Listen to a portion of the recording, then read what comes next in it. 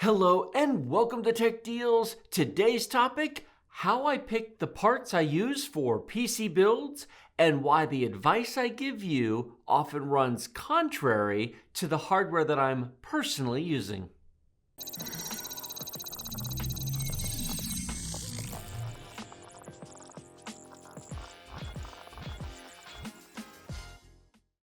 Starting off with my own part selection process, how do I pick the parts? What goes into making those choices and why? There's typically three things that go into a part selection choice, at least for the videos that I tend to make or for PCs that I build myself. Number one, the things on the shelf.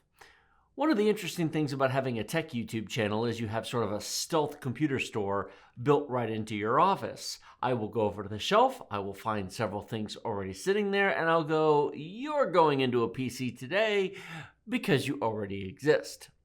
In addition to that, I get sent product samples that need to get used. I, for example, will get a very nice motherboard. It will sit on the shelf for too many months. It will be replaced by the next generation of boards, but I still want to use it because they were nice enough to send it to me. More about that in a minute.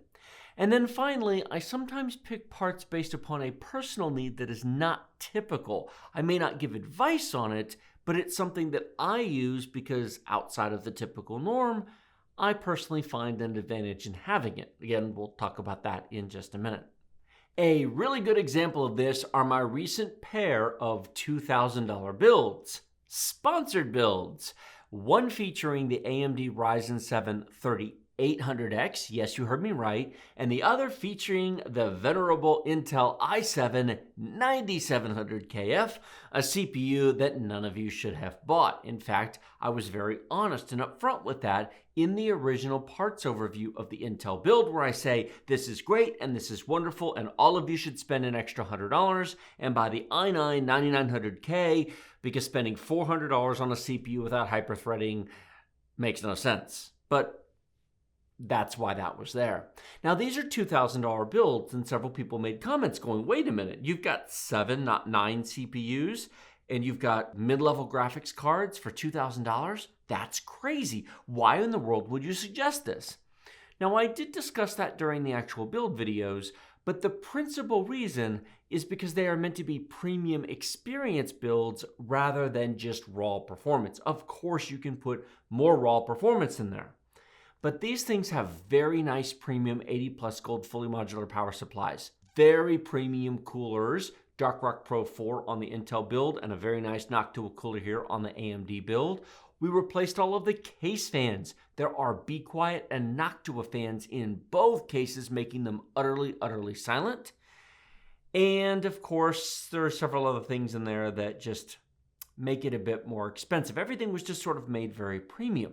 This does cut into the budget, unless of course you want to spend an extra $500 and go to $2,500 to make it nice. The typical YouTuber tech advice would not have you build an i7 9700K with an RTX 2070 Super into a $2,000 machine, because you can of course fit an i9 9900K, and you can certainly fit an RTX 2080 Super, or maybe even a 2080 Ti in there if you really squeeze it in there. However, what you're left with is a loud, noisy machine that may run hot, doesn't have a lot of storage, may have a cheap motherboard, may have a cheap power supply, but you got a fast graphics card. But your overall computing experience may not be wonderful. You can upgrade your graphics card in 6 months when the RTX 30 series launches. The rest of it is a lot more complicated to change over time. It's easier to do it right from day one. Another example I mentioned before is building with what I have because it is on the shelf. I recently did a live stream on the channel upgrading my son's computer, the $720 CyberPower PC from 2016, from an Intel i7 7700K. It had a previous midterm life upgrade, to a Ryzen 7 3700X. And we installed that Ryzen 7 3700X on this motherboard right here. In fact, that's part of what prompted this video. The ASRock X470 Master SLI AC, a very nice motherboard, good power delivery, good features, no problem. except that it's June of 2020, and this came out 2 years ago. Yeah. So why in the world am I installing a brand new X470 motherboard with a almost brand new Ryzen 7 3700X in my son's computer? Why wouldn't I put an X570 in there? Well, the simple fact of the matter is I had this board on the shelf. ASRock sent this to me way back when Zen Plus launched, the Ryzen 7 2000 series, the Ryzen 7 2700X, for example. And for a variety of reasons, it just never got used during that generation. So it needed to get used. What else am I going to do with it? It needed a BIOS update, of course, but there's no reason you can't put a 3700X on a very nice X470 board or an X370 board. But an X470 board like this works just fine. There were a number of people who commented going, "Those things are expensive these days. What'd you do, buy that off eBay?" And I'm like, did you not watch the live stream? I said, I'm using this because it's on the shelf. In fact, there's a follow-up video where I talk about the trials and tribulations of setting up that machine, the do's and don'ts of upgrades, which may or may not publish before this one, but I talk about one of the challenges, which is this has the launch BIOS on it, so I actually had to go put a 2700X on and update it. It was a bit of a pain in that regard. But you shouldn't buy this. You should buy an X570. This doesn't make any sense today. It's just, it was on the shelf. Thus, I used it. Moving on to the advice I provide, why I provide it, and in what ways it differs from what I actually do. First of all, it is worth remembering that most of the advice that I give is of a very general nature designed to appeal to the widest possible audience. If you take the entire world of computers and you divvy it up into chunks, the middle chunk is going to be by far the largest swath of users. You have the ultra budget, super cheap bottom end users on one end, maybe 10% of the market, maybe 15%. On the very top end, maybe 10 or 15% of the market, you've got your ultra premium users, the spare no expense, the Cadillac builds, the Cadillac Platinum builds. And then in the middle, you've got your average typical viewers who are going to put together a i5 or Ryzen 5 or an i7 or Ryzen 7 and simply want to put together a nice machine that has good value for the money and will last them for several years and basically just not cause them too much trouble. That center section of the market is what most of my advice goes towards. There are exceptions. We'll talk about those in a minute. But if you're wondering why my advice doesn't sound like it's directed to you, it is possible that you don't fit within the middle swath of the market. So you need to make an adjustment to account for, are you ultra budget, ultra premium, or ultra typical? It is worth noting that I do give advice that's different than the typical middle. There are times I've done budget builds. There's times I've done super premium builds. One of the first builds on the channel, which we'll talk about later, is the $4,000 2016 Ultimate build that I did. One of my first big builds on the channel that really got some cool attention. That's absolutely not targeted to the typical user, but there is a market for such things. The advice also changes based upon the deal of the moment, the deal of the day, whatever is currently worth buying at this moment in time. For example, there was a time a few years ago where, wow, Ryzen 7 1700, holy smokes, 8-core, 16 threads at 3.7 gigahertz, that is a screaming deal. And then it slowly transitioned. About 2.5 years ago, the deal was the 1700X, which Amazon was selling on Black Friday a couple years ago for $149. Oh, wow, that's amazing. And then last Black Friday in 2019, Amazon had the 2700X for the low price of $135. If you missed out on that, I'm sorry, you did, but that was amazing. We actually did a dedicated live stream to that one deal. Put it in the title, put it in the thumbnail, and we just sat there and went, what are you all waiting for? Free? This is insane. This is a 4.2 gigahertz, 8-core, 16-thread CPU with a decent cooler for $135. If you aren't buying this, you're not in the market for a CPU. Many people asked us back in November and December of 2019, well, should I buy the 2700X or should I buy the new Ryzen 5 3600 Zen 2? And at the time, I couldn't scream loudly enough. What are you people, nuts? Go buy the 2700X deal all day long, 6 days a week, twice on Sunday. Run, do not walk, and buy it immediately.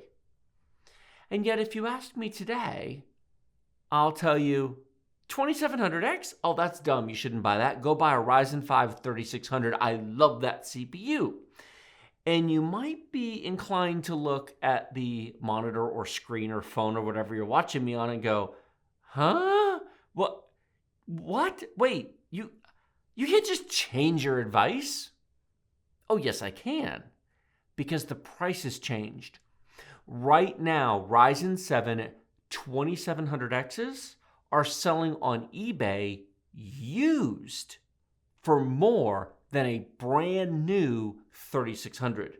Right now, as I'm filming this, a Ryzen 5 3600 is $167 on Amazon and Newegg.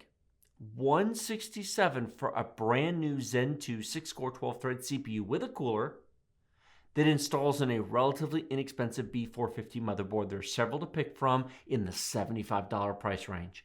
That's interesting.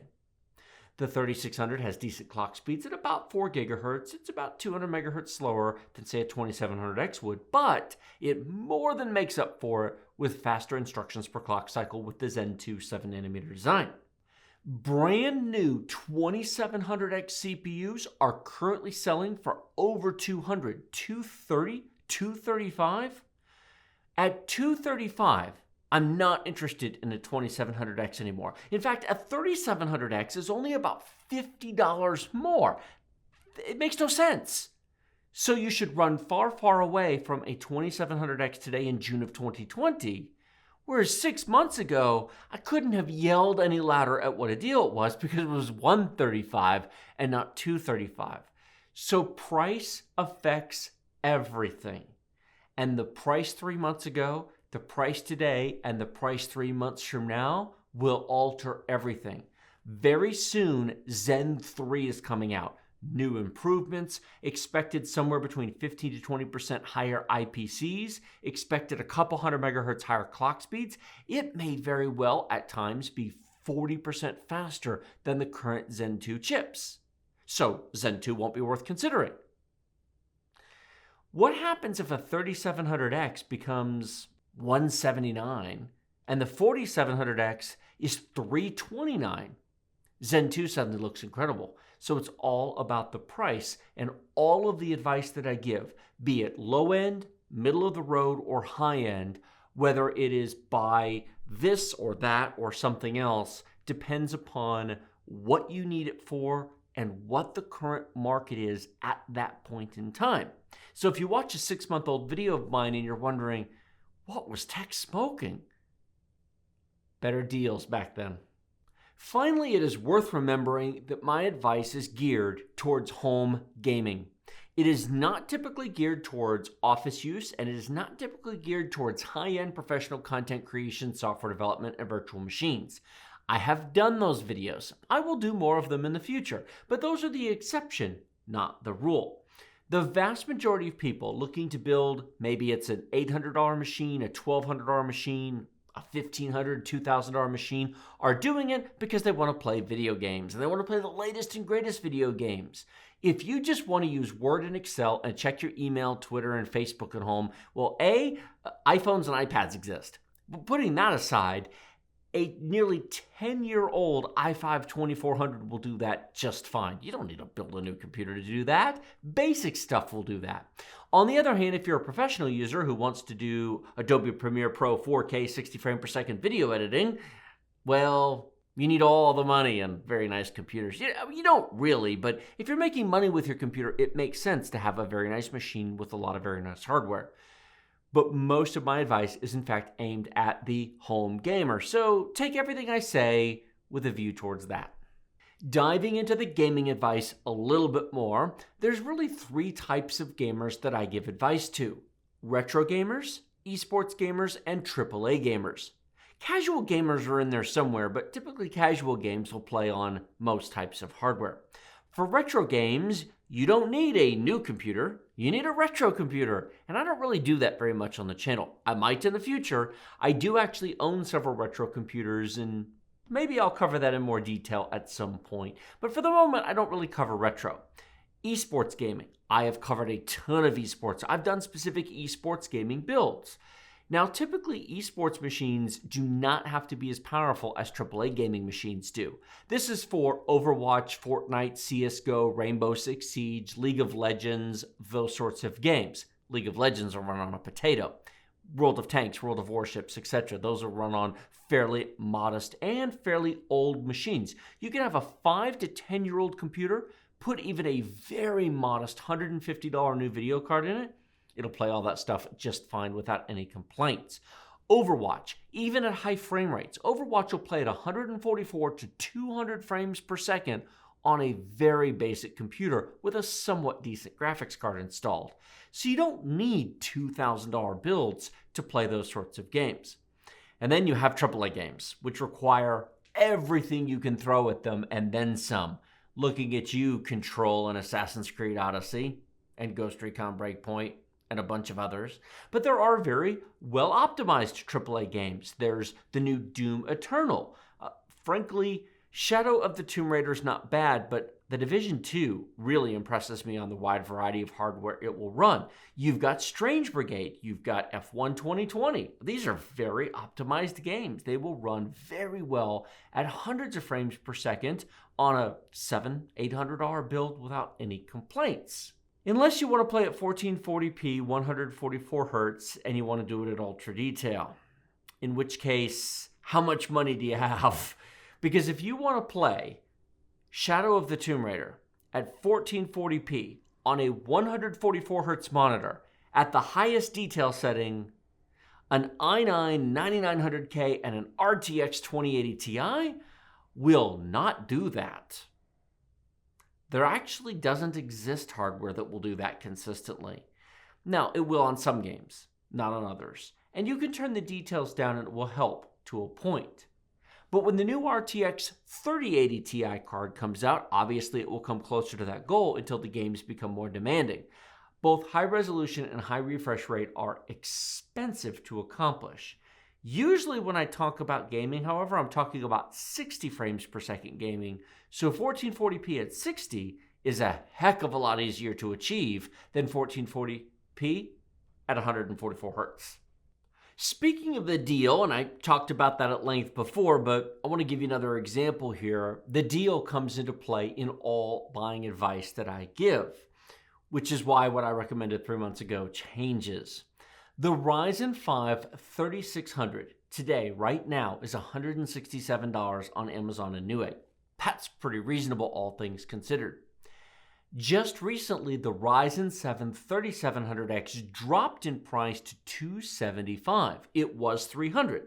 Now that's only a $25 price drop, but the Ryzen 9 3900X had a price increase from $410 to $425.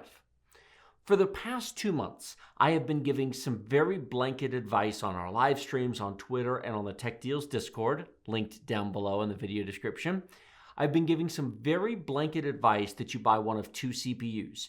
You buy the Ryzen 5 3600 or you buy the Ryzen 9 3900X. The Ryzen 7s were dumb and stupid and weren't even worth considering, and you shouldn't buy one. And of course, whenever I give such advice like that, especially when I say it that way, I get a bunch of protests from people who go, wait a minute, I bought a Ryzen 7. You recommended a Ryzen 7 last year. It's a good CPU. Why are you hating on my CPU, man? You bought it last year. You didn't buy it right now. I'm giving you buying advice today. Buying advice on what you should do today is different than whether or not your current CPU is actually good because you bought it in a different environment. It's also different than upgrade advice. Whether or not you should replace that CPU is completely different than whether or not you should buy one. We'll talk about that later in this video as well. So for the past 2 months or so, my general advice has been, don't buy the Ryzen 7. It's dumb and stupid. You should buy Ryzen 5 or Ryzen 9. And that's because at about $170 for the Ryzen 5, $300 for the Ryzen 7, and $410 for the Ryzen 9, that's the correct advice to give. $110 separated 8 and 12 cores. To spend $110, to spend roughly 25% more money, to get 50% more cores and 100% more on-chip cache is like the biggest no-brainer in the history of no-brainers. You can't just spend the $110 in 6 months or a year and glue on 4 more cores. It just doesn't really work that way. So my advice was, if you're going to do anything in your computer, you're crazy if you don't buy the Ryzen 9. But today, actually just this past week, it's very, very fresh. $25 price cut on the Ryzen 7, a $15-ish price increase on the Ryzen 9, and now it's no longer $110 difference, it's more like $150, $160 price difference. At $150 price difference, I start to feel differently, especially because the price change is due to a drop, which makes the percentage vastly different. It's no longer 25% more to do it. That's not quite 50%, but it's close. And now the argument changes, because now it is cheaper overall to build a Ryzen 7 machine, and it's become more expensive overall to build a Ryzen 9 machine. And so now I can say, the Ryzen 7's worth looking at again. That Ryzen 7 3700X suddenly looked more attractive. Now, there's only a $100 price difference, well, a little bit more than $100, but there's a $100 price difference between the 5 and the 7, but more like a $150 difference to the Ryzen 9. If you watch this video in August or September or October of 2020, or hi 2021, hopefully you're better than 2020, if you're watching this video in the future, you may hear this and go, that sounds confusing, but the prices are totally different now. Price affects the deal. You cannot determine the relative value of any two things, processors, cars, houses, anything, if you don't take into account what those objects are and what their relative prices are. Because this item might be twice the price but 4 times as good, or it might be 4 times the price but only twice as good. The products haven't changed, but the price has. So keep that in mind whenever you're watching my advice. This gets even more complex when you take into account total system price. In general, the more expensive your total budget for your build is, the nicer everything should be. After all, who gets cloth seats in a Ferrari? I don't think anybody does. Except for the one guy in the back, but we're not going to talk about him. So the nicer your system is, the nicer your cooler should be, the nicer your power supply should be, the nicer your fans should be, the nicer everything should be. The more RAM, the more SSDs you should have. Now, you may not go the direction that I went on this. You may make a few minor changes. But what are you really going to do in a $2,000 build? Put in a 500 gig SSD and call it a day? I don't think so. Not with games now passing 200 gigs each. That's just a bad plan. So, balanced builds with quality components that rise as the system price rises are personally what makes sense to me. If you put in a nicer motherboard, then you need a nicer CPU, then you're going to want some nicer RAM, then you're going to want a nicer video card. So spread your budget around your components. On the flip side, when I published these videos, these $2,000 builds, several people are like, what are you talking about? You could get an RTX 2080 Ti in there, man. This is ridiculous. In the AMD build, we have a RX 5700 XT in a $2,000 build. People are like, oh, you could easily get a 2080 Ti in there.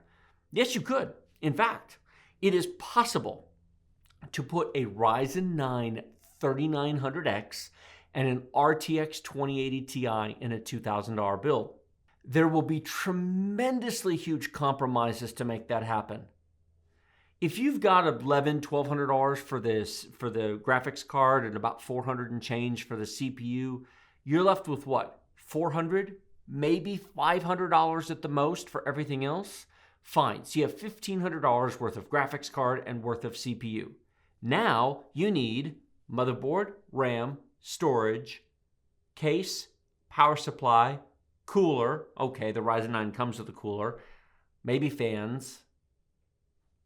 What motherboard are you going to install a Ryzen 9 on? A $79 B450? I hope not. A $200 X570? I hope so at a minimum. Okay, you have $300 left. RAM? 32 gigs if you're getting 12 cores and an RTX 2080 Ti. Come on, let's stop kidding ourselves. You're putting 32 gigs in. At the moment, you can do that for just over $100. We'll be generous and call it $100. Fine, you're down to $200. 1 terabyte of SSD? Well, man, that's kind of thin, but okay, sure, just 1 terabyte of SSD. That puts us $100 for that. That leaves us with $100. We're going to have a case and a power supply for $100. Okay, that's a case like this, and an El Cheapo 500 or 600 watt, maybe 80 plus bronze power supply if we're lucky, and no CPU cooler and no extra fans. Yeah, it's that's a pretty lousy build. Yes, you can fit it, and this is sort of the opposite extreme. A 2080 Ti and a Ryzen 9 and 2000 is kind of too far one direction. This, I acknowledge, is a bit far the other direction. But of course, I built them with stuff I had, and they were sponsored builds, which is why they were a little bit unbalanced in that regard. The truth of the matter is, if you were really building this machine, and I did talk about it at the time, increasing the budget, if you want this RAM and this power supply and 4 terabytes of SSD, increasing the budget from $2,000 to $2,500, adding $500 to the budget would do wonders for this. It would take it from a 3800X to a 3900X. You could put a better graphics card in, and you could put a better case in. And those few changes would make it a better computer. But I didn't have any of those to build with at the time, so this is what it is. It is worth remembering, custom PCs are custom. These are build guides, not build authoritarianisms. Build authority, whatever, you know what I mean. These are build guides, not build orders. You can build your computer any way you want. Take it as a starting point and a piece of advice. Take out 2 terabytes of SSD and put a better graphics card in, or put the Ryzen 9 in, or put a better case in. By all means, change the components around. It's your money. Do it however you like. Of course, you can take it to the extreme. And taking it to the extreme high end would be my personal video editing workstation, which has more hardware in it than most people will need, at least in the current market and current generation. Now, I won't go into all the details here, but in short, I have an i9-10980XE 18-core 36-thread CPU on a very nice X299 gigabyte Aorus Master motherboard. There's 15 terabytes of SSD space, most of which is NVMe in there, 128 gigabytes of RAM, a very nice RTX 2080 Ti graphics card, and a few other things. But it is a very nice premium build. And 128 terabytes of external hard drive space, although that's external, it could be put on any machine. That computer is ridiculous and insane overkill for most people. Even most content creators don't need that. But I am a tech content creator, and I have a tech YouTube channel. And if Intel's going to send me an i9-10980XE, I'm certainly not going to say no. Thanks, Intel. And the RAM, which used to be expensive, isn't as bad as it used to be anymore. And obviously, I need a lot of storage for all the 4K 60 frame per second videos that we record, such as this one right here at 150 megabits per second for a talking head explainer video. But hey, welcome to YouTube. So that computer is by far way outside of normal. It's not just in the top 5%, it's like in the top 0.5%. But it's my work machine. I don't play games on it. I have occasionally, but that's not what it's for. It is there to make 4K 60 frame per second YouTube videos, because this is what I do for a living. Speaking of being out of the norm, I also make upgrade choices personally, which frankly would make no sense to most people. Speaking of my professional production workstation, it had an i9-9980XE, which was replaced with the i9-10980XE, which is pointless and silly. But that was done because, again, if Intel's going to send me one, I'm not going to say no. My personal machine at home falls into the same category. I recently replaced my computer at home, which was the $2,000 Cadillac build from 2017, the i7-8700K, With the new Stormtrooper build, which is, well, it was this sponsored build, but it really has an i9 9900K in it, and strangely enough, an RTX 2070 Super, but that's a separate conversation. Now, would I ever recommend any of you replace a 6-core, 12-thread 8700K with an 8-core, 16-thread 9900K? Absolutely not. That makes zero sense. It's a small upgrade. There is no per core, per clock performance increase. They're exactly the same cores. You're just getting 2 more cores and 4 more threads for a lot of money. Even if you sell the 8700K, you're still spending a huge amount of money for a relatively small jump. But I did it because I had the machine and it was built for the channel and it's sitting there, and I have 2 choices. I can take apart the completely brand new i9 9900K build that has more SSD space and is in a nice case, or I can take it home and I can take my old machine from home, bring it here, and I can take it apart. Okay, fine, I'll do an upgrade. When you do tech stuff for a living, and this used to be true when I was in the IT consulting business, long before I was in YouTube. I've been doing this computer stuff professionally for 24 years. I started my first computer networking business in 1996. And so it's been a long road to get here. Many times I've upgraded computers that didn't make sense because I had a use for the hardware. My existing hardware, either it needed to go to a customer's machine or I was using it for something. When you're buying and selling hardware all the time, swapping hardware is not a big deal when it's just something that you do as a matter of normal daily business course. So now that I've got a tech YouTube channel, just swapping them out is no big deal, which I've done in the past before. But I wouldn't recommend that you do it. If I was going to spend my own money to upgrade my machine at home, if for whatever reason, 6 cores and 12 threads wasn't cutting it, Ghost Recon Breakpoint, live streaming on Twitch, if that was my goal, 6 cores and 12 threads really doesn't cut it. I mean, it'll do it, but it's pretty rough. I would spend my money on a Ryzen 9 3900X. I might actually have bought the Ryzen 9 3950X, the 16-core chip, if live streaming games like Ghost Recon Breakpoint is what I wanted to do, because that just future-proofs yourself a little bit and gets you the best that fits into the socket. But I don't do that because I don't have a spare Ryzen 9, and I do have a spare i9 because YouTube, and so that's why I made an upgrade at home I wouldn't normally recommend. Speaking of the RTX 2070 Super, I do have 2080 Ti's, but I don't need them. And I would actually not normally recommend a $500 CPU and a $500 graphics card. But my computer at home has a 2070 Super because I play XCOM 2, City Skylines, and World of Warships, none of which need a 2080 Ti. So I'm not going to do that. Actually, as a side note, I thought of one other thing. The other reason to make the change at home is the $2,000 Cadillac build from 2017 was built in a different time when SSDs were smaller and cost more. It has a 256 gigabyte boot drive. The D drive is also a 256 gig drive. E is a 500 gig drive. Now, that's nice. That's 1 terabyte of SSD space, but that's 1 terabyte of SSD space spread across 3 drives. It's a pain to use with modern games that are huge. The next 2 drives are a pair of Crucial MX300 750 gig drives, back when they used to make 750 gig drives, they don't bother anymore, for a total of 2.5 gigabytes of space across 5 drives.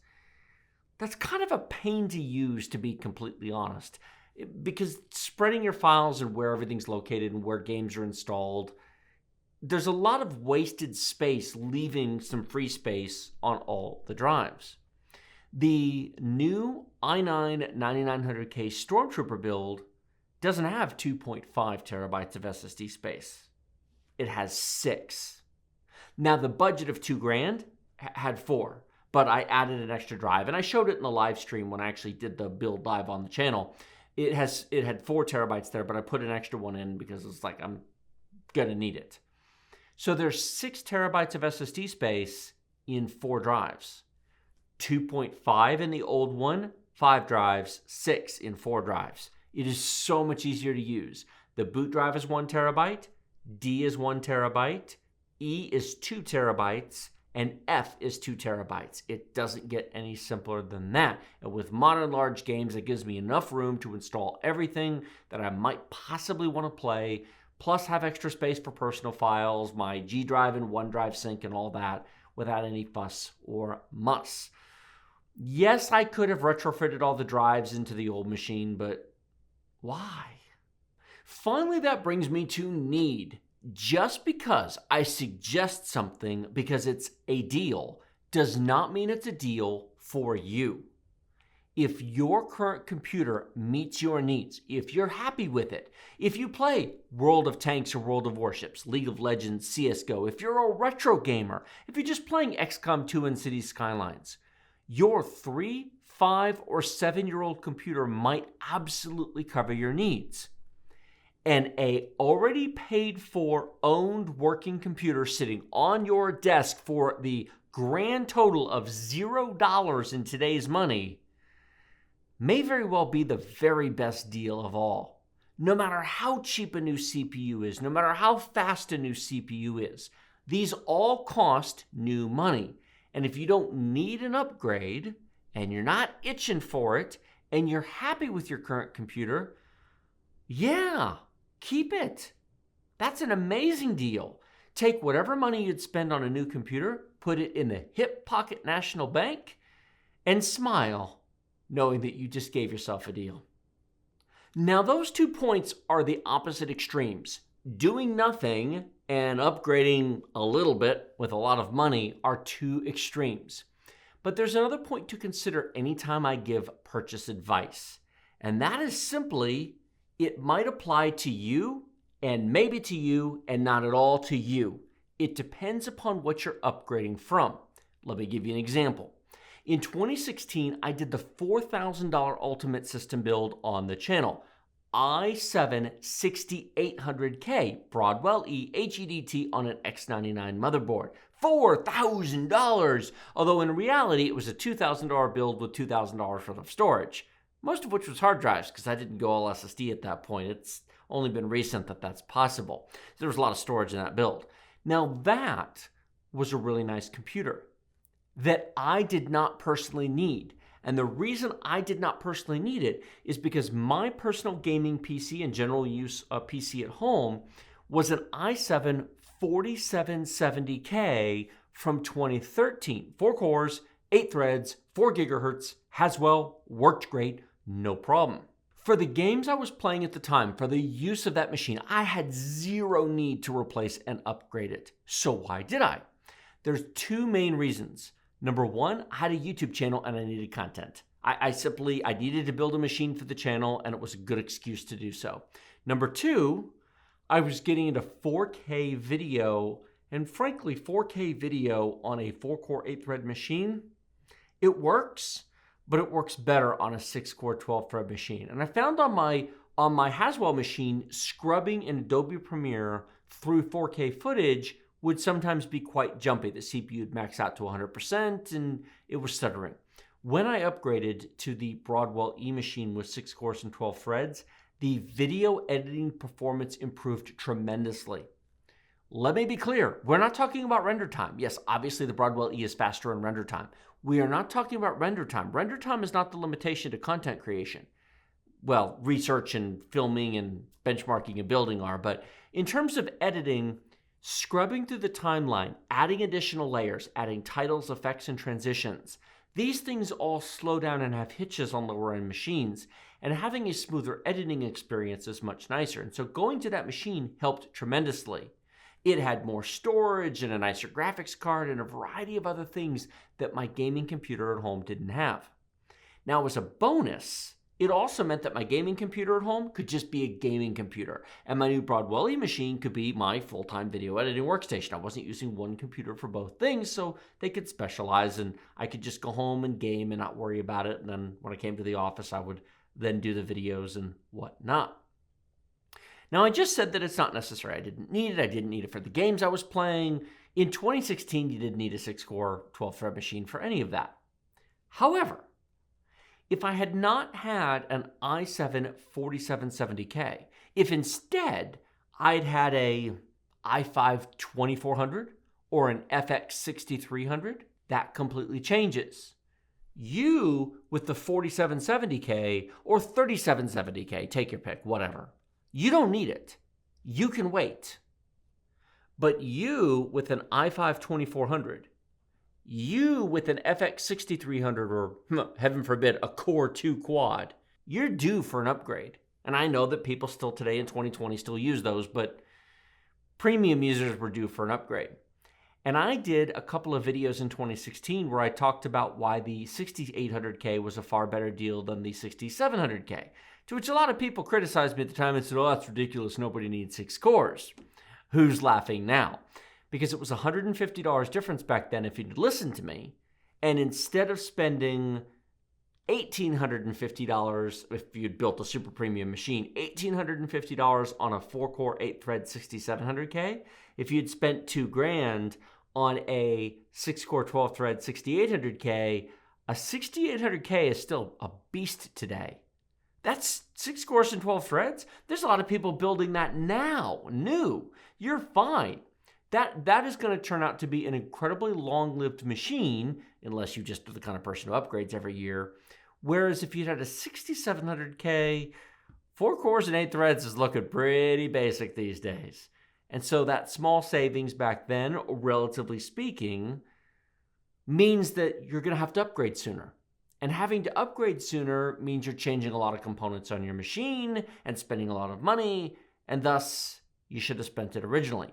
Another point to consider is if you just spent the $150 in 2016 to get Broadwell E, then you'd have had 6 cores for the past 4 years. Not today with Ryzen 5, not today with i5-10600, but for the past 4 years. $150 across 4 years is a couple of pizzas, to be completely honest with you. That might be 1 or 2 nights out at a bar. 4 years of 6 cores and 12 threads that is still usable today. I'm kind of proud of those original videos. I think I called that deal pretty well in retrospect. Thank you all so much for watching this entire video. 2 gold stars for all of you for watching all the way to the end. If you like our content, please consider sharing it with a friend. Bringing new people into the Tech Deals Nation is greatly appreciated and a wonderful way to support the channel at no extra cost to you. You can also do so by hitting the subscribe button and the bell notification icon next to it to be notified when new videos come out. Smash that like button. Leave a comment below for engagement. It always helps. Consider checking out the links down in the video description below. They are all affiliate links. They do support the channel when you use them, regardless of what you buy. And that also is at no extra cost to you. It's greatly appreciated. If you really love our content and you want to become a member of the Deal Nation and support us directly, hit the join button next to the subscribe button. For $2 a month, you get a loyalty badge next to your name in the comments and on live streams. You get access to the Tech Deals emoji, and you get access to the private chat channels over on the Tech Deals Discord, linked in the video description below. Join us at the gold level for $5 a month, and you get access to over 60 private behind-the-scenes exclusive videos. There's a playlist down in our playlists that have all those videos available for you to view. You can also view those over on Floatplane for $5 a month as well, if you prefer that site as opposed to YouTube. And you can also support us on Patreon and get a variety of benefits, such as early access to the filming scripts. This is what I've been referencing as I go over this, 3 pages worth of script. And that was published before I even recorded this, much less before XD edited. So if you'd like to see the filming scripts in advance, if you'd like to see the benchmark charts early, you can get access to those over on Patreon. Thank you all so very much for watching. I will see all of you next time.